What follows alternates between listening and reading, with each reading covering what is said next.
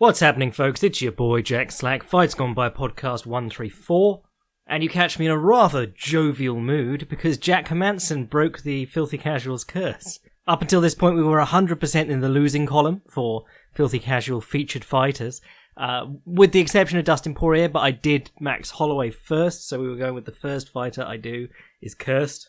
On the one hand, it means I can't now bet on the people that I do a Filthy Casual guide on and then and then make money. On the upside, it means that I no longer have to worry about cursing anyone, so I can just do whatever. Which is interesting because I'm thinking about doing Donald Cerrone this week, and I expect him to lose anyway. Actually, no, I like Quintus kind of hit and miss. So, well, I mean, we'll talk about all this on Thursday when we do our pre-fight stuff. But let's do some news today. We haven't done some news in a while, actually. Not going to catch you up on all the stuff that happened since we did the news last, but there's a few interesting stories this week. Ross Pearson, having retired, is immediately going to boxing. However, not bare-knuckle boxing, just regular boxing. He probably has a boxing fight on his record. I can't imagine that someone like that hadn't done a couple of boxing matches. I mean, even guys like Cerrone have done a couple of boxing matches. But, yeah, weird choice to go to that so late in his career. I mean, we always said, if these dudes in MMA just boxed him, he'd knock them all out. But I don't know if he's good enough to make it very well. I don't expect he's planning to get very far as a boxer. He's probably on sort of like local-ish cards to up the name value. But I'll be watching because I love me some Ross. I keep saying I'm going to take a week off and just do a Filthy Casuals guide to Ross Pearson. I will eventually at some point, probably by the time that everyone's forgotten that he retired and forgotten who he is. But he's still my boy. Paulo Costa got 6 months for use of an illegal IV. And we all went, huh. That's what he got caught for, because he is, the whole matchup between him and Yoel Romero, the entire idea behind it was let's get it done before one of them pops, and then Paulo Costa did pop, and Yoel Romero announced it, and got himself in trouble for that. It's supposed to be secret at the moment, but obviously they told Yoel Romero that Paulo Costa had popped, and then it came out this week that he only popped for using an illegal IV, which is hilarious. The fact that Paulo Costa and Yoel Romero exist is a slap in the face to the integrity of USADA and the effectiveness of it. But even better, he got 6 months for illegal IV, reduced because he gave information on drug users in the sport, or snitched, depending on it. Now, I don't care about fighters snitching. Some people get really butthurt about it, but I think fine, fair enough, inform on PED users and sellers. However, the two most famous cases of it, John Jones and Paulo Costa, both still stand by the claim that they didn't actually do anything. If John Jones' story is to be believed, he accidentally ingested a PED. And if Paulo Costa's story is to be believed, well, the only thing they caught Paulo Costa for was an illegal IV. So he's offered up the information that he knows all about drug cheats and where to get drugs in the sport, for using an illegal IV, which is not nearly the same level of cheating. So it's just hilarious. I mean, it is a low-key way for the UFC and USADA to reduce the sentences of people that they reckon have star power. But it's absolutely hilarious to believe that these guys are going, I accidentally ingested it or whatever, or I didn't even use a PED, but here's some information on dealers that I just happen to have. Oh, it's so bad, and it's so blatant. But, whatever gets them back in the cage sooner. I think at some point we're just going to have to ditch this whole USADA thing. It's just not working. I think the whole thing is, how can the UFC quietly back away from it without drawing attention to the fact that they're going to do less drug testing? The best place to be is where the NFL are and the Major League Baseball and so on, where they never really did it. You just say, oh yeah, well, no, we've been really cracking down on drug testing in recent years, which means doing 2 more tests a year than none. But hilarious nonetheless. What else happened? Oh, Julia Budd signed a new long-term deal with Bellator, which means she isn't coming over to fight Cyborg or Nunes anytime soon. Only really funny, sort of tangentially linked with USADA, but the only really funny thing about this is my boy Teeped the Junk, the king, in the comments of this, dropping wisdom bombs like, if Nunes doesn't go back to featherweight, this means that Bud is the number 1 featherweight on the planet because Cyborg got knocked out. Not by Bud, but that doesn't matter. Final weird bit of news, because I didn't really watch the full event, so we're not going to touch too much on the Bellator stuff, but I did watch the main event between Rory McDonald and John Fitch, because I have been saying up to this point the most interesting thing happening in the sport is the Bellator welterweight tournament, because on paper it absolutely was. In practice it hasn't been at all. I mean, Koreshkov and Lima fought a decent fight because they fought 2 decent fights already, and they fought a third decent fight, and then Michael Page and Paul Daly, the one guy in the sport who in the tournament who's not going to try and take Michael Page down with any degree of success, comes out and tries to take Michael Page down and has success. And then the fight was just shit altogether. And then Neyman and Ruth fought a good fight with a submission ending, but no one was really paying attention to them because they're sort of the dark horses of the tournament. And then Rory McDonald, the champion, and John Fitch fight a bizarre fight where Rory McDonald gets John Fitch in 2019, as someone pointed out to me, by a 42-year-old John Fitch, or however old he is now. They both did a random drug test, or a out-of-competition drug test for this fight, so good on them. But, yeah, really strange that Rory McDonald would have so much trouble with John Fitch. And then at the end, he has this interview where he's like, I found God now, and I really don't know if I feel like hurting people anymore. And it's so bad. The ring girls behind him just have to keep smiling at the camera. And Big John McCarthy's like, but you got Neyman Gracie next, and I'm sure you're going to kill him, champ. It's just so... Firstly, Big John up for an MMA award for God knows what. Personality of the Year. How much of that has he been displaying on commentary? And then also Jeff Nowitzki up for Leading Man of the Year. What the fuck is that? Not even the leading man of USADA. Just a dude who used to be an accountant and root through bins. But anyway, yeah, and then DAZN, who this tournament has been put together for, allegedly, which is why they couldn't do MVP versus Daly in England, where it would have been huge. DAZN run with it, and they just start posting, Rory Mac doesn't feel like fighting anymore. And you're like, how are you going to sell your next fight on that? How bad is it going to look when he wins the tournament? Or at least fights Lima in the final?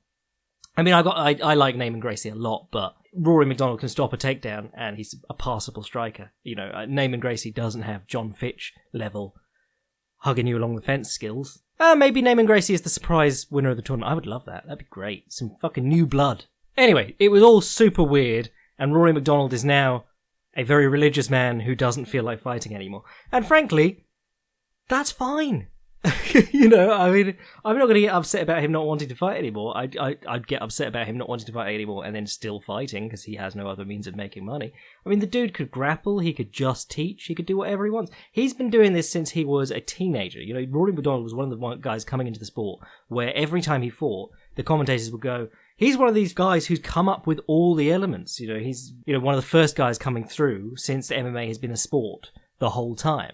So, he's only 29, but it's absolutely okay to be burnt out at this point, especially with the amount of fights he's had and the number of wars he's had. The Robbie Lawler fight is enough to sort of make you think, maybe I shouldn't fight anymore, even if he'd won that. It was a rough one.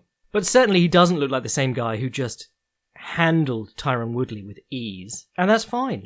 I'd say it's more unhealthy to be one of these guys who at 40-something is going, no, I've still got the hunger and I need to fight and prove myself, as you get progressively worse and beaten up more, than it is to be like a 29-year-old dude who's been fighting for 10, 12, whatever years it is, been to almost the top, and said, okay, cool, well, I'm not feeling up for this anymore. But saying as I don't like hurting people is weird. Anyway, let's talk about those fights that happened. Not a bad night of fights overall, I thought. What did we open with? Court McGee versus Diego Lima. This was a weird one. I thought Court McGee's pressure looked good. He was doing this volume-y boxing, but he was leaving himself open for the counter left hand a lot. And then his shots really weren't very... They're kind of telegraphed, given how close he was getting Lima to the fence every time. Normally, if you get a guy close to the fence, you can crowd him with punches and drop on their hips quite easy, compared to shooting out in the open, where those longer, awkward shots tend to happen more, and you fail a lot more at shooting takedowns. But yeah, interesting enough. I mean, Court's been around forever now, and he's always been quite an inspiring story, because he was a heroin addict before he got into fighting? I said that then he found fighting and he was a fighting addict instead. No, I mean, he recovered and then he went into fighting. But he's been with the UFC for quite a long... 2010, so 9 years he's been with the UFC. Lost quite a few in recent years, but, Santiago Ponzinibbio, no shame there. Ben Saunders, he had a bad one recently. Someone said he's got 2008 striking and a great ground game, which could be true, yeah. I like Ben Saunders a lot, but I really do only like watching him on the floor. Probably winding down in the upper end of the fight game at this point. But Lima did well. I thought, he was putting himself on the fence so much that it's one of those fights where you're like, this is working, and it's clearly going to keep working, but I don't think it's going to work against better opponents. And he got decisioned by Yushin Okami a couple of fights ago, so that suggests that maybe putting yourself repeatedly on the fence against stally wrestlers is not a great idea.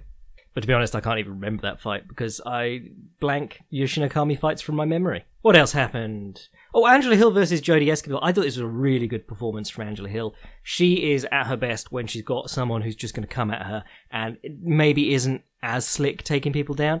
But, I say it repeatedly, Angela Hill versus Jessica Andrade is probably my favourite women's MMA fight of all time, because Jessica Andrade is a monster who just keeps moving forward.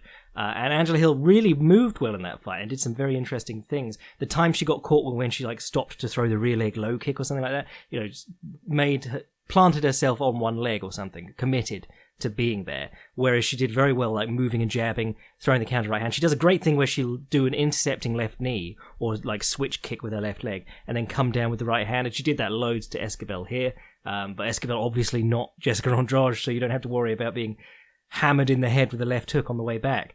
Angela Hill, really interesting style of striking, and it doesn't get as much attention as it should because she's been quite hit and miss and she really struggles with the grapplers, and even the people who aren't really grapplers but are more grapplers than her, like Tisha Torres. That would have been an awesome fight to watch just the stand-up, but that was the fight where Tisha Torres took her down and spent the whole 3 rounds trying to pass half guard with almost no strikes thrown, if I remember correctly. But yeah, she's my girl Angie, and she has a very interesting style, so if you haven't watched that one, well worth a watch.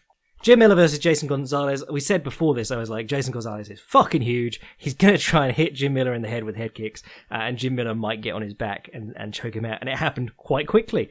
But Jim Miller looking amazing. And I'm not just talking about in the cage. I'm talking about getting off the bus. No, he looks considerably younger. So, whatever that, he had undiagnosed Lyme disease for a long old while. And I'm not saying the guys that he lost to then he'd beat now, without Lyme disease. But I am saying he looks a hell of a lot better. He looked very, wide and bloated, just a few fights ago, when he fought Donald Cerrone and things like that. He was a very blocky dude. And now he's looking much trimmer and slimmer. And I'm looking at him going, if Jason Gonzalez is making lightweight, you could probably make featherweight if you were really... he's getting old, and it gets a lot harder to cut that much weight when you're older. But I was looking at him going, you don't really need to be in the same weight class as this giant guy. But a great little finish, and I thought he did well on the feet too. The first thing he did was pop Gonzalez in the mouth with a left hand. Because the thing about Jim Miller is that he hits hard, and he surprises people. Like Dwayne Ludwig got in the cage with him and got dropped. You just don't expect the fairly basic striker known as a grappler to come out and hit you in the face. And I think that he's probably his fearlessness to just step in is probably what helps him a lot there. If you or I were in the cage with Dwayne Ludwig, we'd be going, fucking hell, it's Dwayne Ludwig. I know about this guy's accolades, but he seems to have this attitude where he just gets down to business. And it really works well. Jumping into Charles Oliveira's guard with was it a knee bar or a toe hold or something like that, just jumped on him. The famous Brazilian Jiu-Jitsu savant who's coming up through the ranks, and you just jump into his guard to try and leg lock him. So yeah, I think his fearlessness really helps him a lot, because he's kind of basic but really good all round. But it's good to see him back in the win column. I don't know, I just say back in the win column. He just came off that fight rematch with Oliveira, and Oliveira manhandled him. Again, go down in weight, Jim Miller. You're slim and trim now, and you could murder featherweights.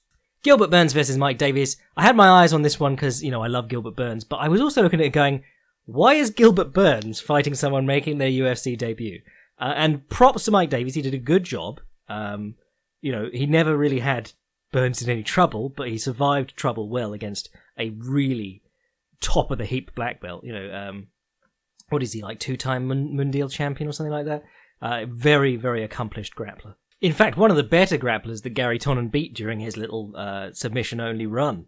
Well, I say little. It was like 3 years where he was just the big star. He was going through the Eddie Bravo Invitational and Polaris and Palhares. Someone posted a clip of Palhares tearing Rafael Lovato's leg off in Abu Dhabi the other week, and I just remembered Palhares came out of nowhere as a grappler. Like he turned up to ADCC one year, got to the final, leg locking everyone, and then never came back to ADCC as far as I remember, which is super weird because now he's doing so badly in MMA. He could just go back to ADCC where he's still monstrously strong and has this weapon that's super dangerous. That ADCC was crazy. He was slamming dudes on their heads, picking them up through the air. He had a match against David Avilan where Avilan goes to the turtle, and instead of like trying to force his way onto Avilan's back or something like that, he just drags one of the legs out, picks it up, and then jumps on a leg reap and starts heel hooking him. But we're talking about Durinho here. He trains with Wagner Ocha, or Hocha, however you say that. And there's always some really interesting clips of them rolling when Polaris rolls around, and they're doing like the road to Polaris. They show Wagner Ocha. And Wagner Ocha is a very good grappler, like ridiculously good. And he's also kind of like a mean grappler, which I really like. You know, I like guys like Josh Barnett and Minoru Suzuki when he was in his prime. You know, put the knee on the neck and things like that. But he also does things like, you know, smother the mouth from the back, does a load of back trapping, you know, arm trapping on the back, and Gilbert Burns did that in this match. But he also, I mean, the other day he wrist locked someone with a mercy wrist lock. Do you remember that game where you interlock? Well, test his strength. You interlock hands like that, and then you turn the hand upwards and you bend the person's wrist back. And he caught someone with that in an actual grappling competition, which was amazing.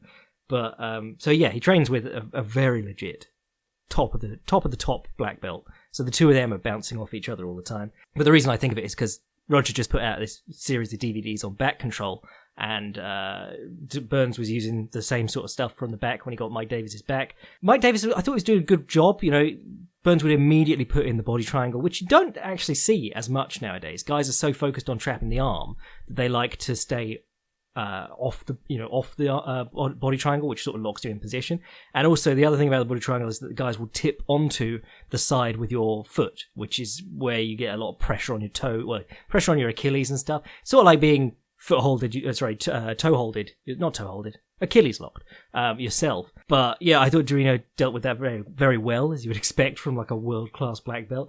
But it was in the sort of switch as he was freeing his legs from the body triangle as Davis tipped onto one side. He switched his legs and caught Davis's arm in it. And I thought he was going to get the finish there, but Davis gutted it out well, slipped free.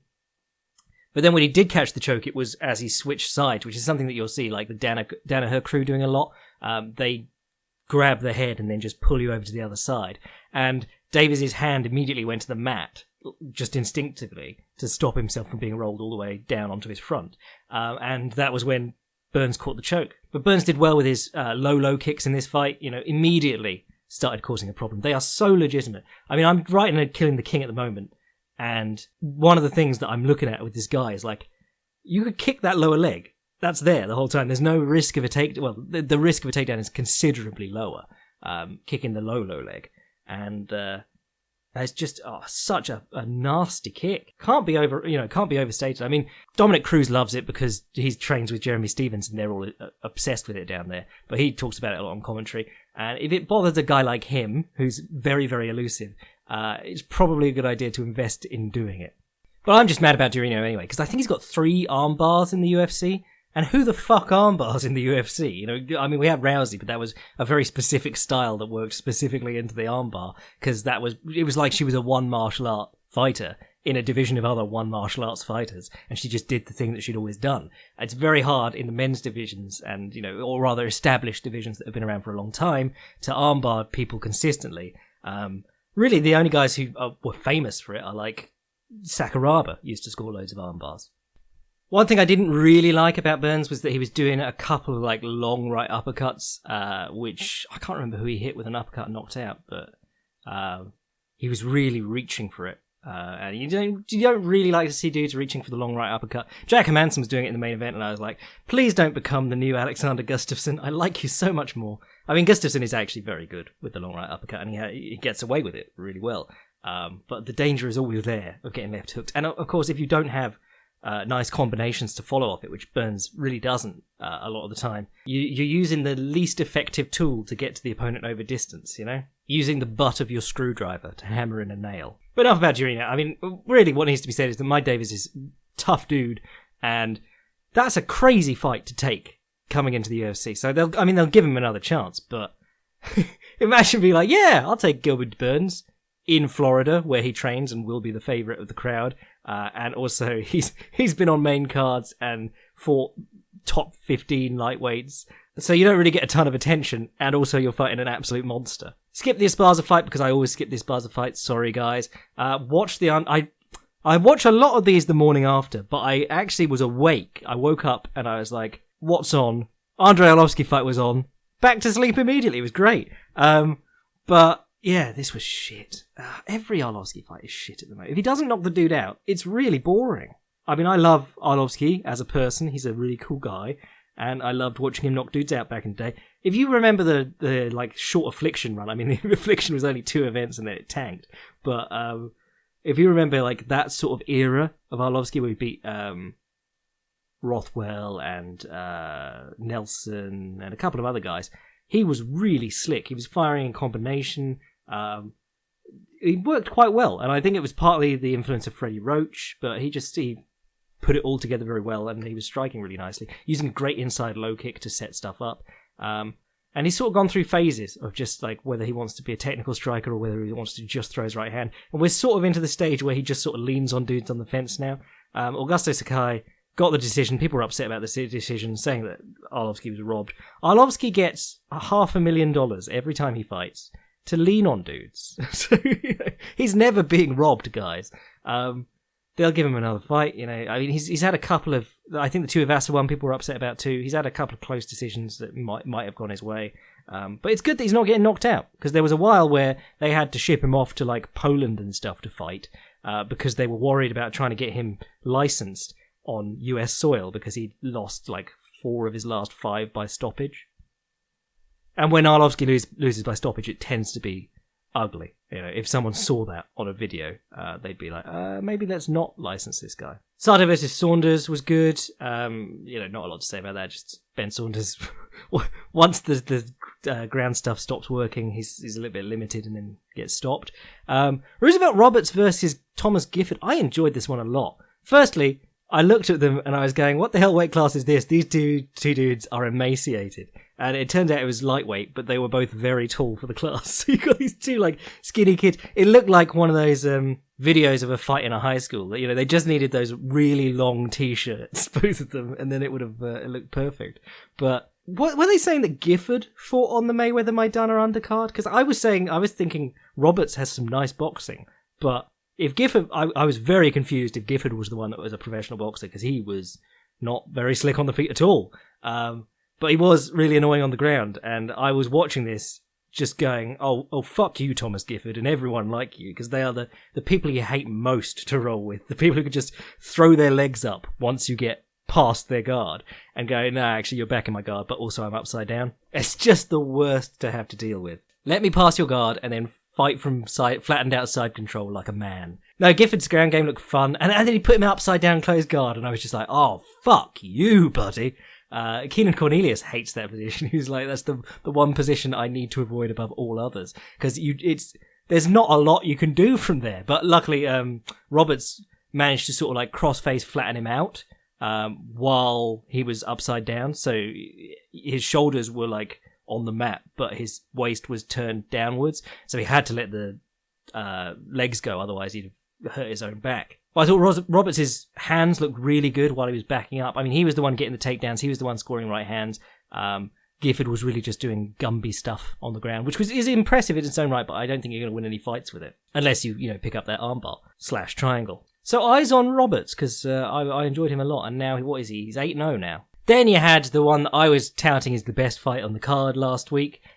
Cory Sandhagen versus John Lineker. Pretty great fight, I'd say. I got a lot of what I expected from Sandhagen, lots of feinting. And then, of course, he came out and immediately backed Lineker up. And I said, we might be seeing a case where Sandhagen would have to play evasive.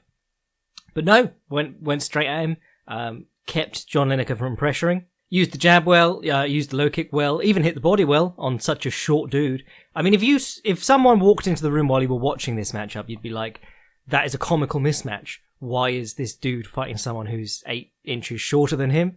But if you know John Lineker, you were still on the edge of your seat the entire time. Because, I mean, Sandhagen wasn't getting out unhit.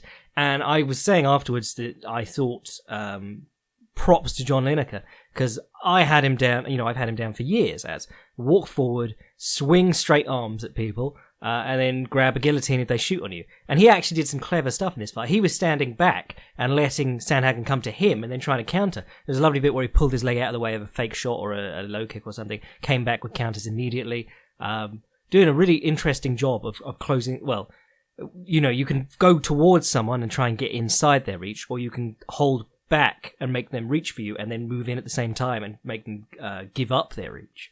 And he was trying to do that a lot. One thing I will say that is John Lineker needs some low kicks. He really does. It's like Jessica Andrade. Every time I see her, I'm like, if she had an inside low kick that she could just run up into and then come down off with the overhand or the right straight and then continue into combinations, she'd be fine. She would never have trouble with people circling out to her left.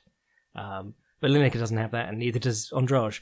There was a really nice takedown attempt, or successful takedown by Lineker in the second round. There were some moments where you saw that, the effect of feinting in the high levels of MMA. I was watching Hermansson in the main event and thinking, this guy doesn't feint as much as he should. Well, he threw a record-setting amount of strikes, so well done to him on that. But I was watching it going, this guy needs to feint more, because Jacare is trying to pull his head out of the way every time. Sandhagen threw some feints in this one, and he had Lineker swing back at him with like 4 punches in a row and hit nothing but air. And that happened a few times. He'd swing at him, he'd feint his shoulder or just flick out the hand, and Lineker would swing back with all his being. And that's a great way to tire out a really heavy puncher. But props to John Lineker, he didn't get too tired. He looked great, even into the last round where he grabbed that guillotine as Cory shot a takedown. And almost, he might have almost got it. We don't really know, but when Sandhagen his head was almost upside down, John Lineker crumpled him over, and he spurted blood out of his nose upwards onto John Lineker's chest, and everyone went, "Oh my god!" Like the choke itself had blown open a load of blood vessels or something. Things that don't actually happen. Like when Damian Maia juiced Rick Story's head, he got the neck crank on or whatever it was, and because Rick Story already had a bloody nose, but it was all inside his nose, he just dribbled it out his head when he was choked. But I thought that was really good. I'm super sold on Cory Sandhagen. The one thing that wasn't super was his takedown attempts, the occasional takedown attempts he did. He very far out, sort of ducking in takedowns. Got hit a bit, but I mean, that's to be expected, because John Lineker isn't just like a one-at-a-time banger. He throws several in a row, and he does it really consistently. He does it, one of the things about him being in good condition compared to a lot of other bangers is that he can afford to miss these punches, which is the whole point of being a wily offensive fighter against these sort of people, is trying to draw out those swings and make them reluctant to swing because they'll get tired, or tire them out with their missed swings. And John Lineker was like, no, I'm going to keep swinging, mate, and did fine over the 3 rounds. So, good fight, is what I'd say. Probably best technical fight of the night on both sides. Then you had Ion Cutelaba versus Glover Teixeira, another one. These two have been cursed and moved around a couple of times, the Sandhagen-Lineker fight and the Teixeira versus Cutelaba fight. Ion Cutelaba, we can't decide how to say it. Some of us are saying Ion, some of us are saying Ion, or Yon. Whatever the case, he seems like a bit of a dickhead. I seem to remember him back in the day standing over someone he just knocked out. It might have been Enrique da Silva. Yeah, it always just, I don't know, something about the things he does in the cage rubbed me the wrong way, and then he failed for steroids as well, which doesn't help. But in this one, yeah, he was a bit of a dickhead. He cheated loads. Tried to knee Glover Teixeira while he was on the floor, tried to kick him in the head while he was on the floor, kneed him in the groin coming out of the clinch. And that was when he was getting tired, and it was quite clear that there was something, he was... And then, he tapped immediately when the choke didn't even seem to be fully on. Didn't, fight the hands or anything desperately. And, I don't like giving out to people for tapping on a choke, because when a choke's on, that's your prerogative, when it is. But he didn't, it seemed like he'd sort of given up by the end. It was like, oh, I'm on the bottom now, I've given up, because he was gassing out hard in that second round too. But in the first round, he was awesome. He was using lots of kicks, can't cross-counter a high kick. Glover Teixeira's whole thing is wait for the jab or the right hand and swing his right hand over the top as he slips to the inside. Can't do that if the guy's throwing high kicks and front kicks to the face. Then Kutalaba, if he did find himself in exchange with Teixeira, because Teixeira's head always goes forward, that makes him a sucker for the uppercut. Johnson caught him with that well. Because his head always goes forward, Kutalaba could grab the double collar tie a lot and then hit two knees. So he'd throw a couple of punches as Glover Teixeira tried his counterpunch. He'd grab the head, he'd hit 2 knees to the body, and then he'd punch out at the break. So he was landing like 6 punches for Glover Teixeira to miss one or ding one off his shoulder. And that was good. Timed a beautiful spinning back fist as Glover Teixeira went for that same leaning in counter. And, I've said this every Glover Teixeira fight, I said it coming into this one. He does 3 things. He does timing the overhand, the cross counter, the single leg, and the arm triangle, accompanied with elbows from the top of mount. And it was all that, try for the overhand, try for the single leg, fail the single leg several times, get knocked down, put on the bottom, come up on the single leg, and then eventually he did, he pushed him over off a knee attempt. And then it was like he stepped back, ready to let him up, and we went, oh no shit, I wanted him on the ground, and leapt in again. Passed beautifully, half guard. Kutalaba was trying to put his knee back in. They kept saying he had to weather the storm, and every time I was thinking of Iron Storm, the company that made Daikatana. This was Ion Kutalaba's Daikatana. There was a lot of hype, and it just turned out.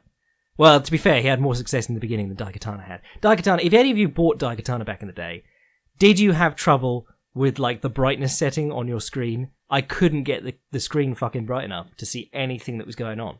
But, they did make Deus Ex later, so fair enough. But, anyway, good finish from Glover Teixeira. He took a beating in this one, and he took a beating in his last one, too.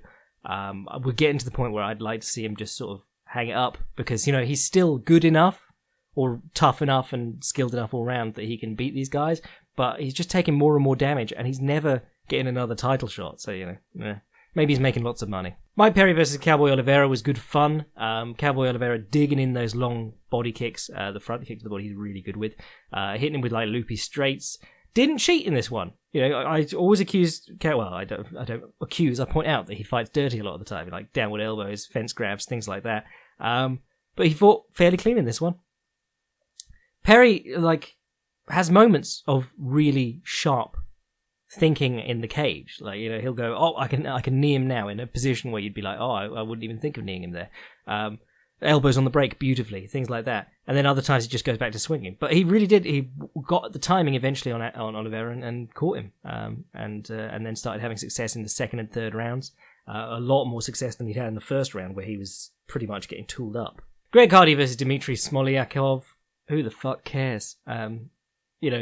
Regardless of any of Greg Hardy's reputation and beating the shit out of a woman not even half his size, I just don't care about watching athletic dudes matched up against jobbers in co-main events. It's all so fucking manufactured, and I hate that. Main event, Jack Hermansson, Ronaldo Souza. Awesome. I thought really good fight. Jack Hermansson, all the things that I criticised in the Filthy Casuals guide, some of them were there.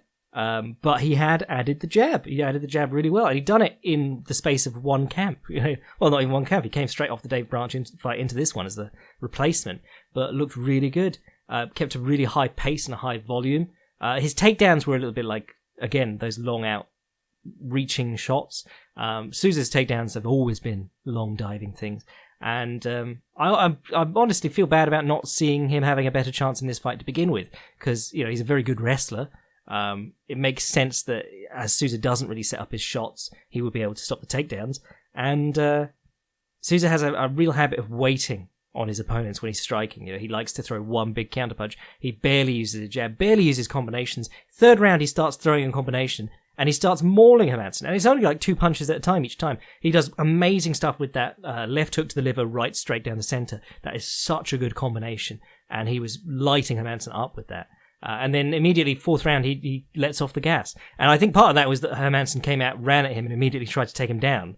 And then suddenly, Souza wasn't on top of him again. It was laying back and getting jabbed up again. I wouldn't even say jabbed up, because a lot of the jabs weren't even connecting, but getting picked at range and not putting that forward pressure on. And then he finally got back to it in the 5th round, and it was just a bit too late to be really finishing anything there.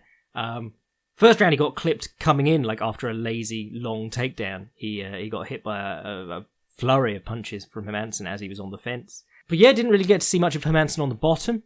He went for his patented sitting arm triangle, they call it a guillotine, but it's strictly an arm triangle if you've got the arm on the same side and you're trying to choke them with the arm in that way, as opposed to the arm in guillotine. Typically, if you see guys who are really good at it, like Almeida, what's his name? Ricardo Almeida, the big dog, one of the Almeidas, but the guy who was Henzo's student, very good with the arm in guillotine. And what they tend to do is that they have the control over the arm, and then the hand that's not got the arm in is like goosenecked on the neck, and they're just squeezing straight into like the Adam's apple. It's not like an equal squeeze all the way around the arm. Whereas this sort of choke, you tend to get the whole thing, and it's squeezed more like an arm triangle. Certainly, from what I've seen of guys who have had success with it. Actually, like I said, Hermansson has shown this in his last 3 fights. The one before he starts using it, the commentators go, recently attended a seminar with Gary Tonnen and Gordon Ryan. Says he's working on some things from that. So I wouldn't be surprised if they taught this in the seminar, because it is a John Danaher favourite, and it's a big part of his front headlock DVD series. But Souza did good. Scooped his body out over the leg, started turning into the choke, away from the choke, whichever way, turning through. And he was almost in like a dragon sleeper, but with the arm in. And they were like, oh, is there anything stopping Jack Hermansson from trying to crank his back until he submits? But got out, did well. Just a little bit sad, because I wrote an article in the week, which you can check out. It's on the Fight Primer. It's called The Jacare Experiment Nears Its Conclusion. And it's just sort of like looking back at the career of Jacare, how rapidly he advanced early on and the things he was showing, and then how it just sort of stopped. And, timing and things like that, and circumstances of the division sort of stopped him getting the title shot that maybe he deserved at several points. But it also looked at how he didn't really, the skills that he built from the start of his MMA career really tapered off quite quickly. He didn't really add combination striking or anything like that. He was very, very limited in he didn't set up his takedowns, dived after them desperately. Really got by on tenacity more than anything. Amazing top player, though, and sad we didn't get to see him do that against Hermansson. Didn't really have a lot of answers from the guard, but then the closed guard is such a limiting position in MMA. He submitted Marcelo from the closed guard back in the day, but he was twice Marcelo's size. But he was trying to do like a shoulder pin here. But it's very hard to, create angles and get out from under someone if they're, if you're two fighters of a similar level, that positional disadvantage is so much that the top fighter can normally just stay with you hip-wise and stay on top. Anyway, I thought a good night of fights. Let's do some questions and then we'll get out of here till Thursday. Dear Jack, I hope you are sitting comfortably with an Earl Grey tea and your crumpets ready for buttering. I require the input of the Don Fry of Fights Gone By. When playing with my mediocre left jab on the double end bag, I discovered that I can turn the elbow over into I discovered that I can turn the left over into a downward elbow seamlessly afterwards before retracting to guard. It seems strange that I have never seen this used, and I've been watching MMA since the Pride days. I know John Jones does a clinch version of this, but I feel it's fair to say that it's quite different due to the entry in the range. Any thoughts on why it is perhaps not adopted? Cheeky follow-up question. I feel fighters 135 pounds and under should become elbow masters to finish fights faster with cut stoppages. Ethically, I think this is okay, as the current meta of sorts is to land repeated blows to the head that rarely cause a KO at the lower weights, and surely contribute to the CTE question more than some surface tissue damage. Again, any thoughts, sir? Appreciate your input and how you have bridged the gaps in a lot of my fighting knowledge with your alarmingly, brackets Danaher voice, alarmingly regular podcasts and videos. Wait, no, is that a Kiwi or is that an Aussie puck? Forget that. All the best from your fellow headbutt loving, switch hitting, ring cutting, tea drinking motherfucker, and future best boy / Patreon supporter once I'm able, Mike. P.S. First beers on me if you're ever out near Bath. Yes, Bath, beautiful town. Probably not getting a UFC anytime soon. Not that sort of place, but is the sort of place where all the American celebrities live half the year. Also, see below my 2-litre security mug. It may qualify as Black Explosive. He's attached his mug, and it's a pretty big mug. I don't know if it's an 8-inch podcasting mug, but I think you could do a passable podcast with that mug. Right, let's get back to the questions. What was he saying? Okay, turning over the left into the elbow. You'll see a few guys do... Well, Rory Mack did it to Woodley and a couple of others. Someone did it this weekend. They did it... They set the jab a couple of times. The opponent started parrying it in the palm of their hand, and then they turned over the elbow. You pitch into the hand with the fist, and then you turn the elbow over the top of the parry. It is super legit. I would love to see more fighters do that. It's quite tricky because a lot of people only feel comfortable entering that distance to elbow if they're checking the hands first. Think of Shinya Aoki versus Eddie Alvarez 2. It goes for the elbow, steps deep, because you have to get close to elbow, and it's very hard to do unless you've closed the distance with like a jab, or the comfortable one is checking both the hands, or coming in behind the high knee and checking with both the hands. But yeah, Shinya Aoki leans after Eddie Alvarez with this elbow. Eddie Alvarez just leans away and comes back with a counter right hand or a counter left hand or whatever, and knocks him flat on his arse. Reaching for dudes with elbows generally quite dangerous. That's why you'll see guys doing the jab into the upward elbow or the inside low kick into the upward elbow. Experienced kickboxers and Muay Thai stylists do a lot of that on the pads and things, because the upward elbow is something that basically you're stepping in with. You go in and the elbow's on the front of it, as opposed to what a lot of guys get into the habit with, like I was saying with Shinya Aoki, but with turning over elbows, guys get into the habit of reaching with it, and you don't have a lot of joints in an elbow involved, so really you want it on the front of you as like a ram, rather than something you're trying to lash out with. It's like if your arms were Artem Lobov length arms, and you're throwing hooks, and you're reaching for the opponent, you're not going to have much luck. I think too many dudes don't enter with their elbows. I think they try and hang back an elbow, and that doesn't really work. It really, a bad elbow is really more exposing yourself than anything else. If you're reaching, that is. A bad elbow, if you do a good elbow, technically, form-wise, and you're too far away, you should be just folding down behind your own elbow, so you're pretty safe. But there's a lot of room for, ways of using the elbow in MMA, particularly for wrestlers. I would love to see, because dudes, as soon as you're against a wrestler and they start stepping in, dudes' hands just drop. They're like, oh, got to get those underhooks. And if you step in with a big elbow on the front of it instead, and smash their face open, you're laughing. Regards to the 135ers learning to elbow, everyone should fucking learn to elbow. Ben Wynn used to do good elbows on the break, and I was saying that would be good to use against Kyoji. I think cutting with everyone should value cutting more. And I think that's something that maybe you'll see more fighters appreciating. If they watch the bare knuckle boxing stuff, it is not great. But you will notice that the amount of swelling and bleeding does affect how guys see. The blood gets in the eyes very quickly because they cut up so quickly. If you made the effort specifically to cut up and swell opponents in MMA, I think the finishes would come a lot easier for guys, any guy, not even guys in those lower weight classes. It's like we were saying with John Lineker, that Dodson fight with his eyes closed up, or Joe Frazier versus Muhammad Ali. Once the guy's eyes are closed, all those things that we suspect are just sort of natural reactions. Like, if you see a punch coming, your neck tightens up and you start moving with it. All those things immediately stop being as effective if you lose that sensory indication that a punch is coming. I don't think there are any 135-pound fighters who, well, there's probably a few, but there's not a lot of 135-pound fighters who can't knock an opponent out if they land good punches. Getting blood in people's eyes makes it easier to land good punches. Actually, this is one of the weird things in MMA, because 135 pounds in MMA, not as small as you'd think it. Well, 135 pounds maybe, but 155 pounds. These are dudes who are 5'10", 5'11", some of them even 6 foot now, and in their walking around weight, they're a fairly lean 190, 180. Those are just normal dudes. That's the size of a normal athletic dude. It's maybe in the NFL you get these gigantic monsters, but when you're talking about 205 as a fighter, those are huge people. Those are not normal people. This is why it was always so weird that people would, back in the day, it was no one cares about the lightweights. They're too small. And you're like, really? Because that's, lightweight, welterweight are really the majority of the population, probably, with the weight cutting that goes on in MMA. Cheers, Mike. Hi, Jack. Long-time listener and Patreon boy here. I have a couple of questions for you. First, you speak a lot about combat sports, but have also touched on self-defense stuff, for example, your Wushu Watch series.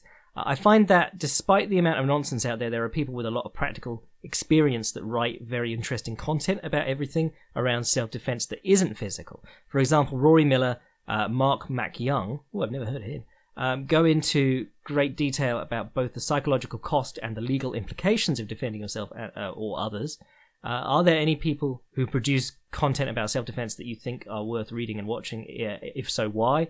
Second, I'm lucky enough to be going to Japan on holiday soon and have managed to get tickets to the May 2019 Grand Tournament. However, I know very little about sumo and would like to gain an understanding of the sport before I see it live. Are there any good primers or idiot's guides to sumo that you would recommend? Thanks in advance. Please keep up the awesome please keep up the awesome analysis and triggering of overzealous fanboys.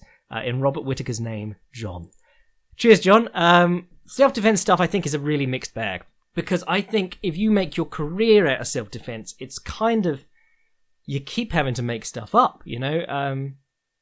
If you're, like, learning some kind of competitive martial art, you can do that for years and years and years and keep adding new stuff. Because it's like, you know, consider jiu-jitsu, for example. Like, the more skilled people are, the further down the rabbit hole you need to go with techniques to surprise them. Certainly, to win a self-defense encounter or a fight down the pub or whatever, you don't need to be able to strip a worm guard grip. You don't need to be able to deal with a wicked flicker jab or anything like that. You know, there are these things that you don't need to deal with that you would learn to deal with over years of practicing martial arts or combat sports. I think that self-defense really should be very, very easy to learn, and then something that you practice and get better at so that you can use it in the moment. You know, there's I can't remember who it was, might have been some karate guy, might have been Tiki Donovan, said anything that takes 5 minutes to learn isn't useful because anyone else can learn it. And that was with regards to competitive stuff. You know, you want to work, if you're setting aside time to work on something that other people haven't seen or haven't mastered or don't have defenses for, or just can be built off nicely. You know, work on that slick step up side kick so that you can build off it, or work on that jab so that you can hide your other offense. I think self-defense stuff should be stuff that you can learn very, very quickly and apply very, very quickly, and then you just keep practicing it, you know, so that it's better if you ever need it. I think also in the self-defense community, you know, there are people that I respect a lot. Is it Kelly McCann does some good stuff? Jeff Thompson did some good stuff back in the... I mean, he was one of the OG guys, sort of like martial arts stuff. He was putting out books called like Greco-Roman for the streets and stuff, you know. He had these books on wrestling back in the days before... I think it was before really MMA caught on. And you, if you were English, you wouldn't have seen some of the very basic Greco takedowns and things like that. And you go, oh my God, secret knowledge. And then you look back at them now and you're like, oh, that's not a great book. And, you know, in ground game, pins and stuff and submissions on the ground. In fact, John Kavanagh, if you read his book, which I do recommend you do, he was very heavily influenced by Jeff Thompson early on. It was a lot of these people who were like very important in the early stages of MMA in a lot of different places started out just trying stuff that they were shown or that they found, and then graduated to finding better teachers, you know, people who'd done it, and developing from there. Think Evan Tanner basically taught himself from Bas Rutten's DVDs and then found a proper fighting academy to join. Or was that Rich Franklin? I can't remember which. But Jeff Thompson is one of the OG guys, and he did a great thing called The Fence, because he'd been a bouncer. And I really like The Fence stuff because you can use it in an altercation if you find yourself with a very angry person in a pub or a club or a bar, or wherever you piss people off. And you can use that to, you know, his emphasis is de-escalate the situation, stand in a position where you can defend yourself, you know, like open hands up, being like, hey, you know, that's a very common one, open hands up, because you can say, it signals to the person that you're not holding anything, you're not looking for a fight, but also you have just, a lot of us, when we spar, we'll use the open hands in like make a little window and parry things that come through it. And you can also strike straight out of there. All you have to do is close your hands, or you can smash them with your palms. But the fence is basically this idea where you've got this position. It's basically like a guard, but you can also sort of like tactilely put your hands on the person and say, calm down, to a point where if you want to push them or hit them, you can. So that would be my number one thing to read if you're into self-defense stuff. I think everyone should read some self-defense stuff. But yeah, Jeff Thompson is a big influence on my views on that sort of stuff. But like I said, the rabbit hole with self-defense is that you get down this, like, what would you do if you had a knife? And there is no right answer to what you would do if they had a knife. I mean, the only right answer is, like, both hands on the fucking knife hand, you're gonna get stabbed. The only answer is to run, and if you can't run, your only option is to try and control the knife without getting your guts taken out. And the one that really hacks me off is what would you do if they held you up with a gun? If someone is showing you a gun or a knife, likely, I mean, with the exception of like sexual assault and things like that, which, yeah, rough stuff to get into, but if someone's showing you a gun or a knife, they don't probably want to kill you. They're probably after something because they're showing you the gun or the knife. It's very easy to walk up to someone and just stab them if you want to kill them.